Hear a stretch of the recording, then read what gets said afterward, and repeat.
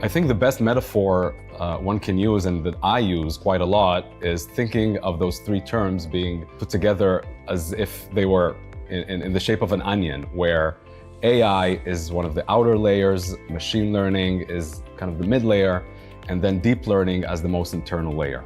Machine learning here, with the focus on learning, relates to the machine or the computer or the algorithm having to learn and understand the data, the distribution of the data, and the characteristics of the data. Deep learning is in fact a family of algorithms within machine learning that is characterized by the use of neural networks as the main data structure that is used in order to train and later on infer on the data.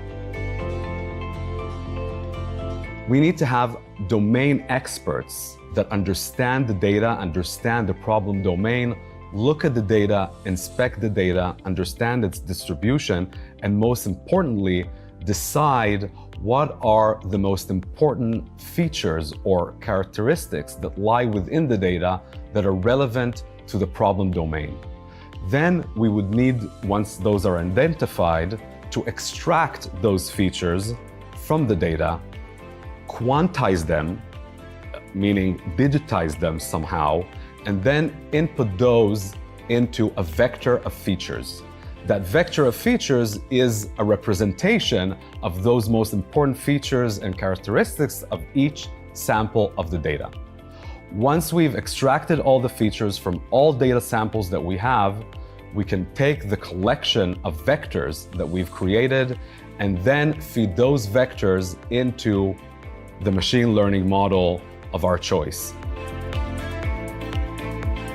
The fact that deep learning allows us to train directly on the raw data lies at the heart of the differentiation between deep learning and machine learning. The most important characteristics that lie within the data and generalize on its own on the most relevant and important features for the solution that we seek or the decision that we want to have the model perform for us.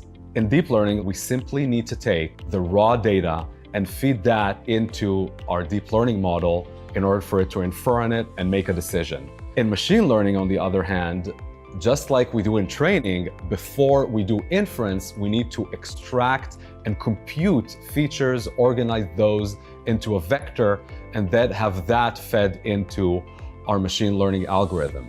That extraction and computation and vectorization of features is something that takes up more time and resources in terms of computational complexity, CPU, RAM usage, etc.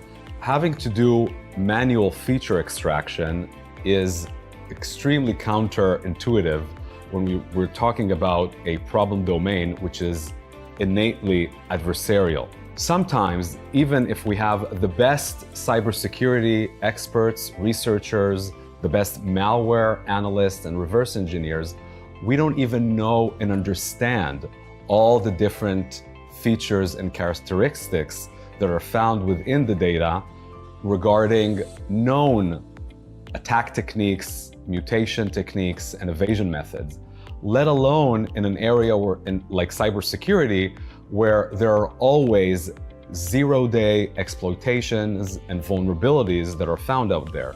If we're not aware of those, we can't possibly, as humans, extrapolate and understand what are the relevant features for those that may be found within the data. Deep learning algorithms allow us to train on all of the data that's available to us, rather than just a fraction of it. It allows us to truly and fully harness the power of the machine in order to generalize on features and the correlations between those features in a way that we as humans simply cannot do or do not understand. It allows us to create models that consume less time and do it with less computation resources, and it allows us to react faster and better to a quickly, rapidly changing threat landscape. By using deep learning, we can deliver models that have much higher quality. It means we can deliver models with a much higher detection rate and a considerably lower false positive rate. These are models that can be used for pre-execution prevention across our entire product offering and install base.